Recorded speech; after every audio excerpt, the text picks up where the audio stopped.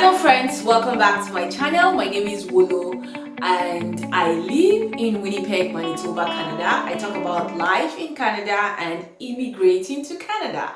So I don't want to bring my Canadian accent out. I'm talking normally now.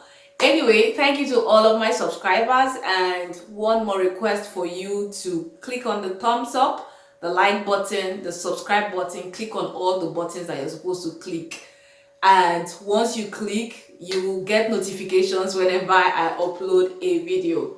So today's video is actually as a result of an email that I received. Not one, maybe 2 or 3 emails I've received recently concerning students. And the question was if this is the right time to apply for a study permit visa because of what is happening. The borders are closed. International students who have gotten their visas are unable to actually come to Canada this period to start their classes, and they are asked to actually do their classes online, and they will still be eligible for the postgraduate work permit. Previously this was not allowed, but because of what is happening, of course they have to tweak some of their regulations and their rules and accommodate these people.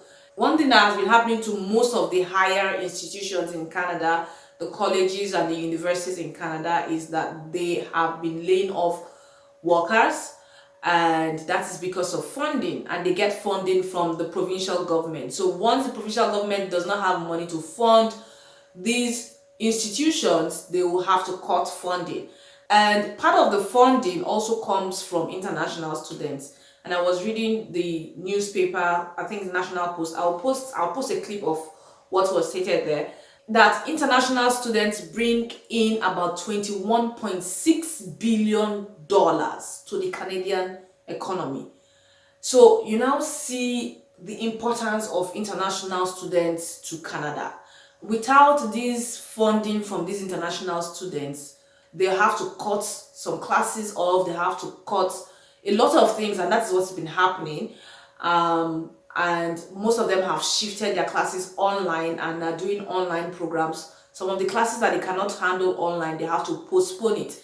And of course, for the fall semester, which is from September till December, will happen online. It will happen online because, of course, we are still watching how COVID-19 pans out towards August, September, October. So fall semester is going to happen online.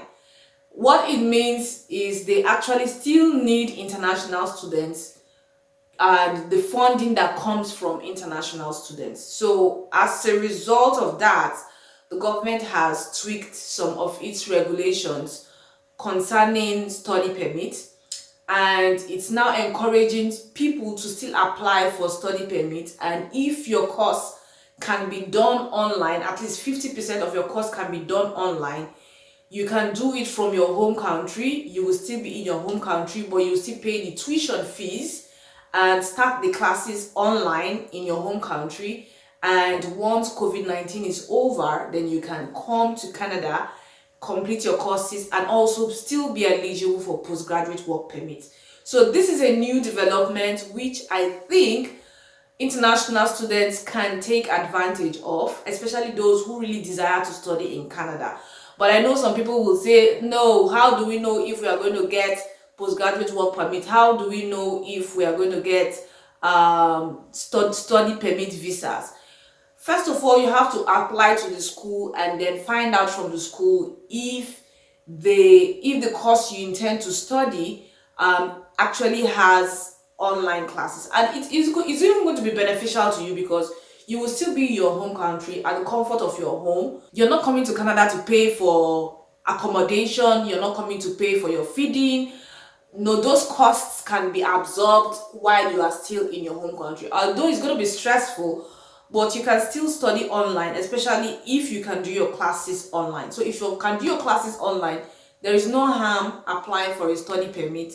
And if you are granted, then do the classes online, and once COVID-19 is over, you come to Canada to complete your classes, and then you will still be eligible for a postgraduate work permit.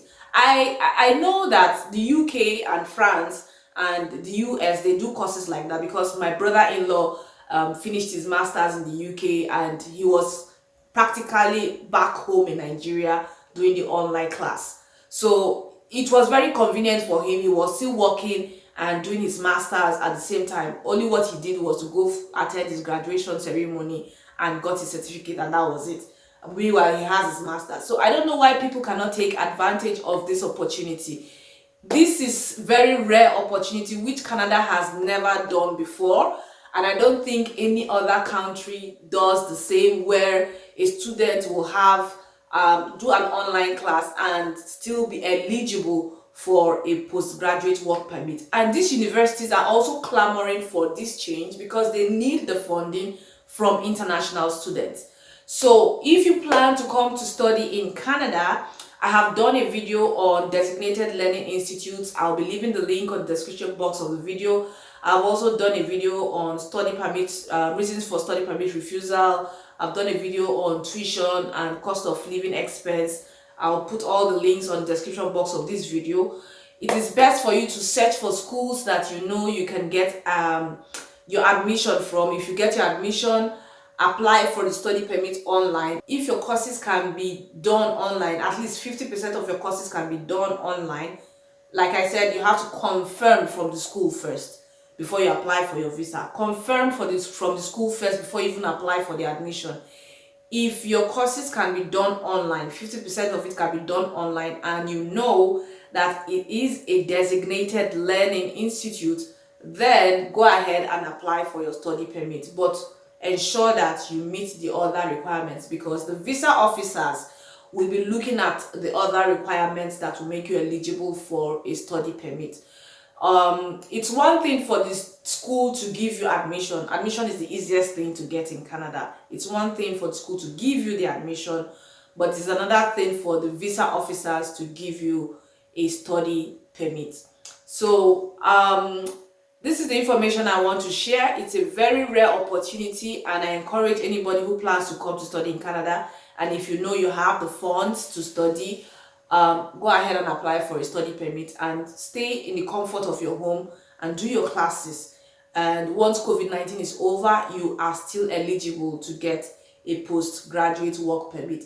I know some people will say, oh, the tuition fee is expensive. They are kind of thinking they should come to Canada to, hustle the tuition fee and go to school and blah, blah, blah. And it's not easy to do that. It's not really easy. I know a lot of students who have actually dropped out of school because they are not able to cope with working and schooling at the same time.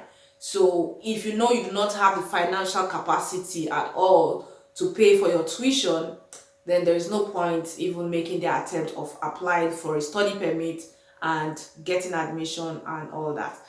So that's the information I want to share today, and thank you so much for watching.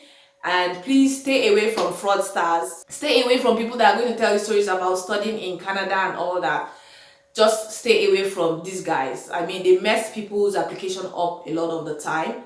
It's better to stay away from these guys and do it yourself if you can. If you cannot do it yourself, look for a licensed immigration consultant that you can work with to get your study permit approved. So that's all I want to share for today. Thank you so much for watching, and see you in my next video.